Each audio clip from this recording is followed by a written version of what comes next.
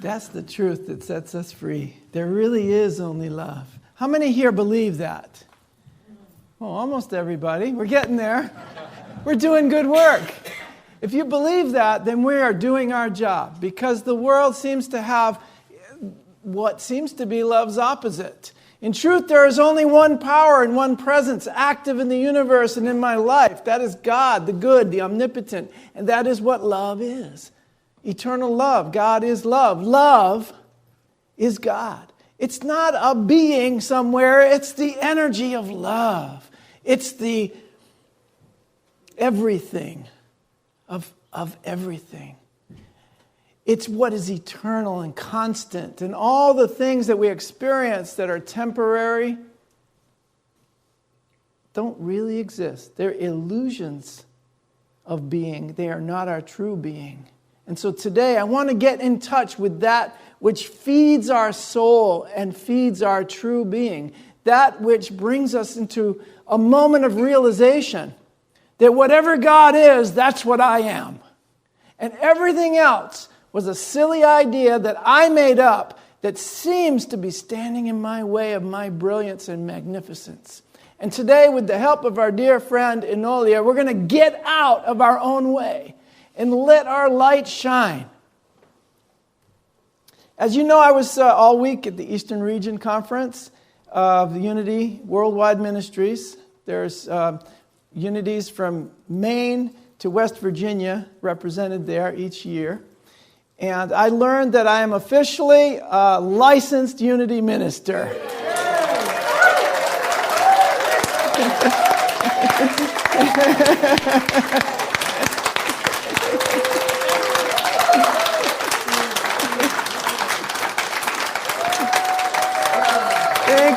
Thank you.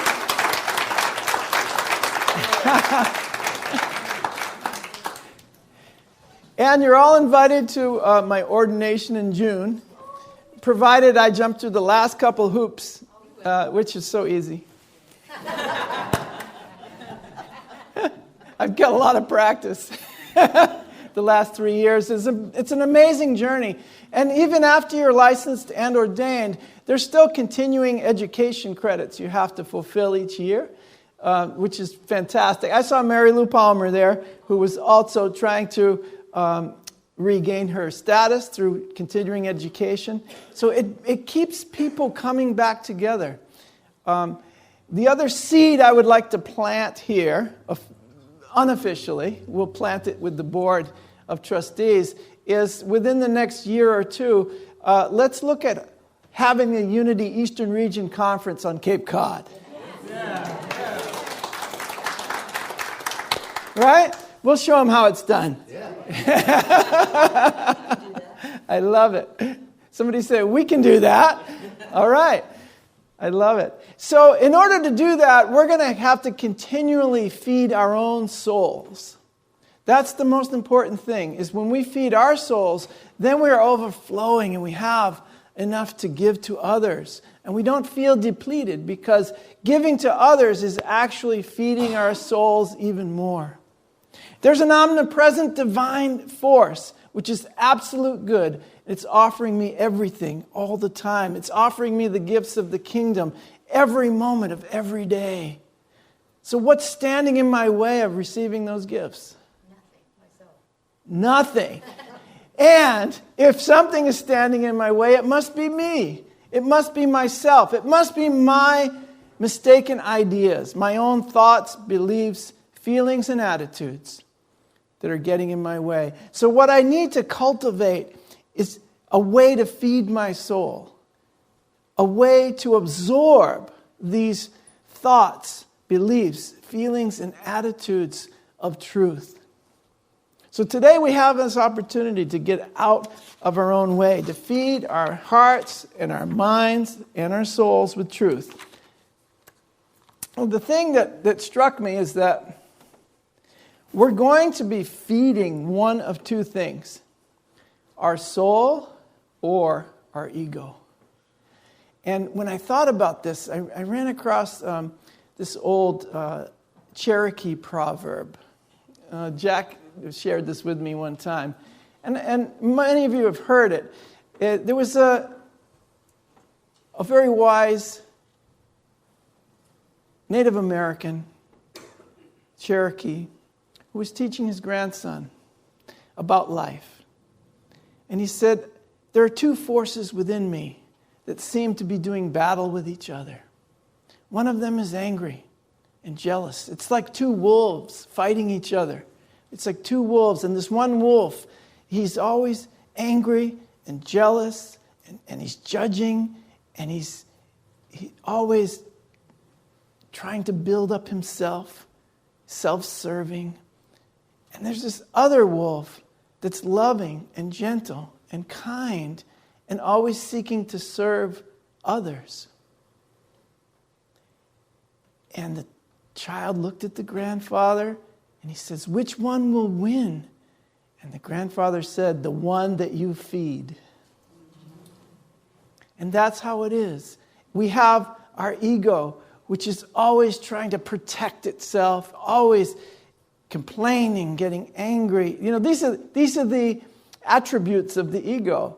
Comparing, trying to win competition with others, looking at the world as a competition rather than a collaboration and a cooperation with others.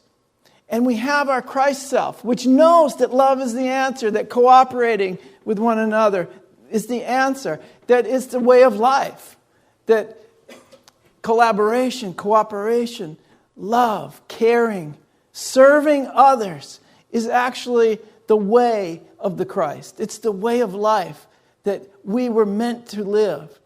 It's not natural for us to hate and attack and be angry with one another.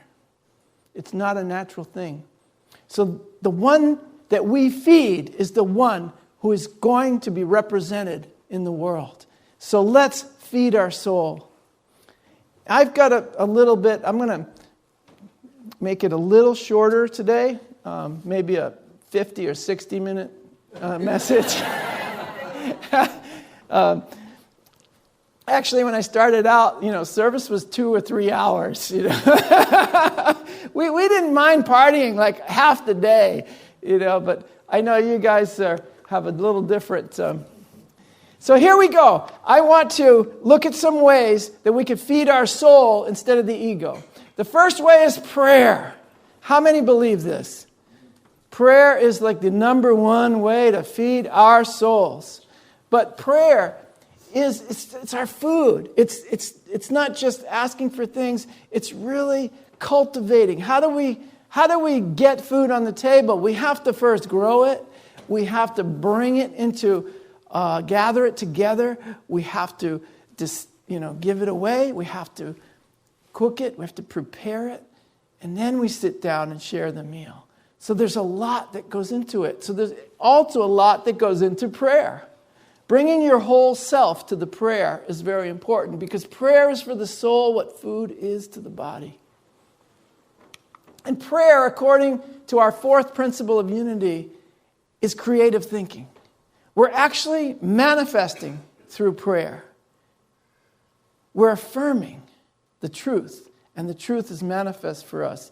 I'm inviting all of you to come on Thursday nights to our affirmative prayer circle. It's a very powerful place to be healed and to manifest the life, not only of your dreams, but the natural life of the Christ. And this is very humbling for me because it doesn't matter who you are, where you've been, what you believe. When you get together and affirm the truth is manifest not only for you, but for everyone that you touch and pray for. And it keeps working. Every person who puts their prayers in that box, they have received miracles. And every person that sits in this corner with our prayer partners have received miracles. And they just keep happening. Why? Because miracles are natural.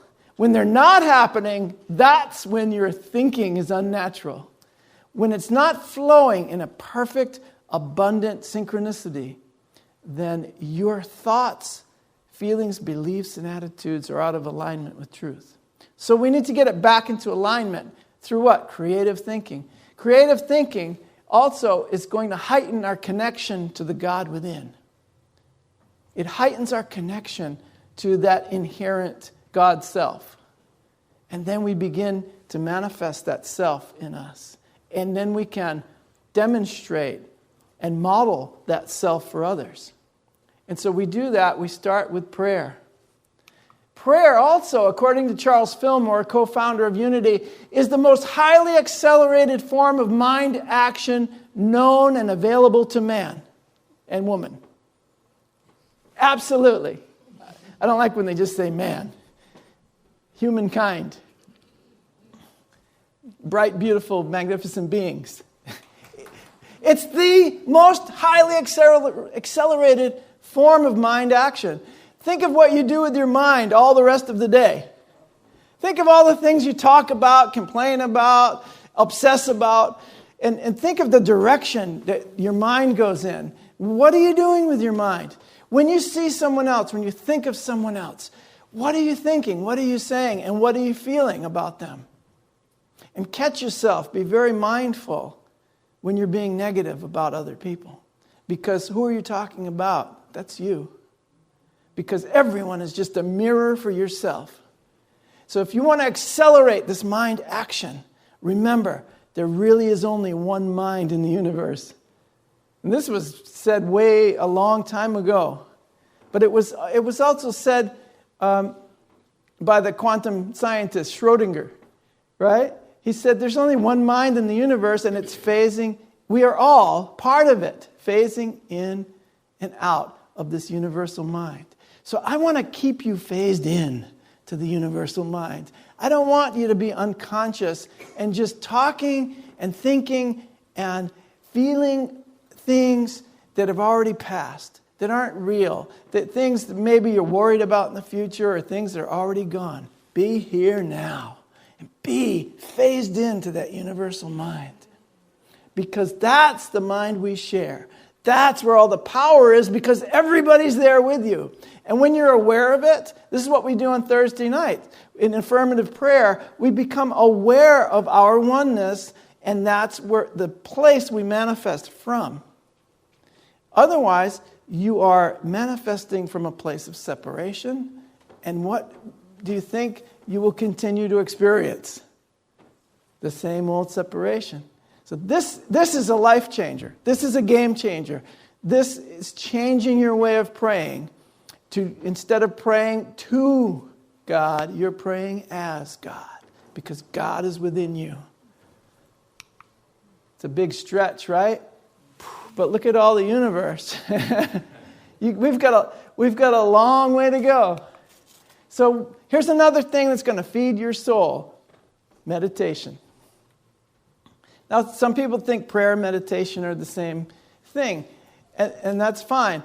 Some people have said prayer is speaking your truth out into the universe, and meditation is receiving it, or speaking to God and listening to God. And so I look at the act of meditating as awareness, being aware, being completely, fully here now, and aware of what's going on within me. Because some questions cannot be answered by Google. And I found it on Google.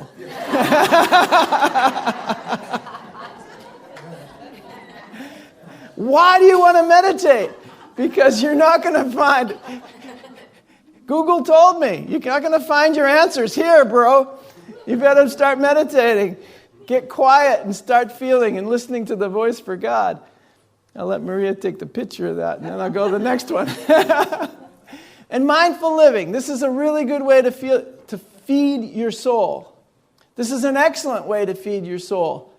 Because mindfulness means paying attention in a particular way, on purpose. I'm paying attention on purpose to this present moment and non-judgmentally. Just notice you have judgments about things and let them go. They don't mean anything. That's the first few lessons of A Course in Miracles. Nothing I see means anything. My judgments about it are blocking my vision of what it really is, which is a representation of God. It's the universe calling to me, attempting to bless me, and I'm judging it as something else. No, it's a blessing. There is only love and everything is for you. Life's not happening to you, it's happening for you. It's happening through you. And more importantly, it's happening in you. And that's why we need to be mindful about what's going on within us, paying attention in a particular way that's focused, that's on purpose. Each step is peace. Thich Nhat Hanh. Every step is peace. Every step in my life is peace. Each and every moment, every step, every breath, every conversation is peace. It's either bringing you more peace or it's bringing you all the stuff you don't want. So do yourself a favor and feed your soul. Feed it with prayer. Feed it with meditation. Feed it with mindfulness. And feed it with forgiveness. This is the greatest definition of forgiveness I've ever heard. You ready? Forgiveness is remembering only the loving thoughts that you gave in the past and those that were given you. That's true forgiveness. Because I'm actively remembering love. I'm actively remembering the loving thoughts that I gave and were given me. That's true forgiveness. All else has to be forgotten. That's the next sentence in that quote. All else has to be forgotten. So forgiveness really is going to allow me to feed my soul. I'm feeding it with loving memories. And I'm feeding it with the anticipation of more love in my world. And healing. You know, it's important for us to be humble and realize we all need healing every now and then. Maybe constantly. We need healing. And so we're also the instrument. When we accept our healing, we become the instruments of healing. And that is a return to wholeness. We are returning to wholeness from our false sense of separation. I feel that's the greatest form of healing in the world, is wholeness, returning to wholeness. When Jesus healed someone in the Bible, he didn't say, do you want to be healed? He said, would you like to be made whole? Oh, that's different. I want to be whole. I want to be made whole. All the attributes of healing will take care of themselves. What I want to do is return to wholeness from my false sense of separation. And the other thing is expanding your awareness.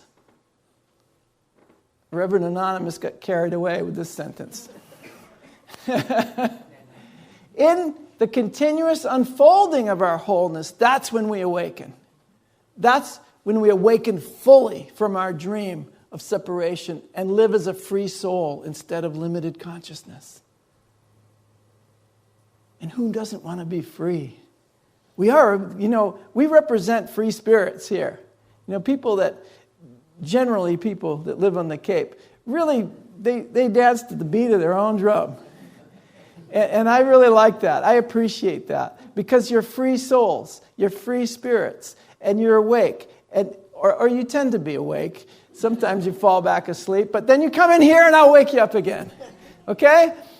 We have a deal? If you find yourself falling asleep, just come on over to Unity and we'll wake you back up. Because we're going to feed our souls here. That's why I come here. I need to feed my soul. I need to stay awake. I need to be in a continuous unfolding of my wholeness. It's not just, I'm awake, now I can go do whatever I want. No, I'm in a continuous unfolding or unfoldment, a growth of spirit. So I'm continually unfolding in my wholeness.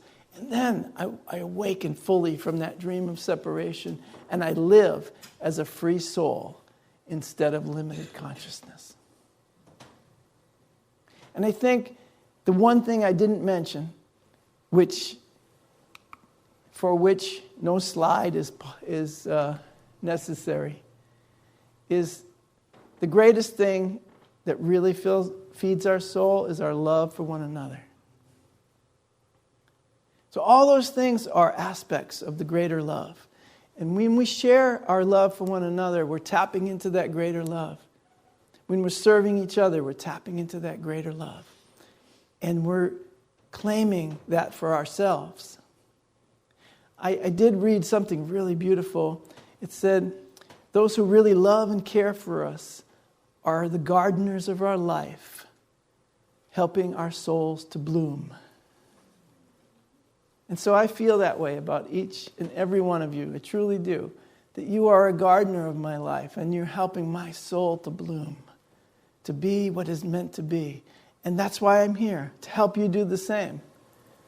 So let's remember that when we want to feed our souls, we do have a beautiful garden to come to. We have beautiful gardeners around us helping us to do that. Don't forget, it's probably the most important thing you can do in life, is to feed your soul. I love you guys. Be a blessing to everyone you meet.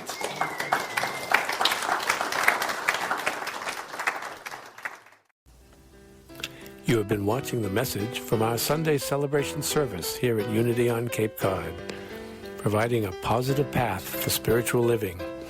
Please join us every Sunday morning at 10 a.m. at 147 Walton Ave, Hyannis, Mass. And visit us online at www.unityoncapecod.org.